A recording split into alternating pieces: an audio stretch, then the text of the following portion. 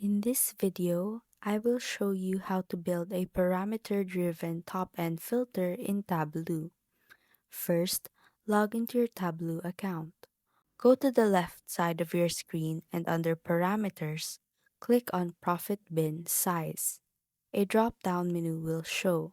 Click on Create and then Parameter. A pop-up will then appear. Here you can customize the name, data type, display format, current value, value when workbook opens, and the range of values such as the minimum, maximum, and step size.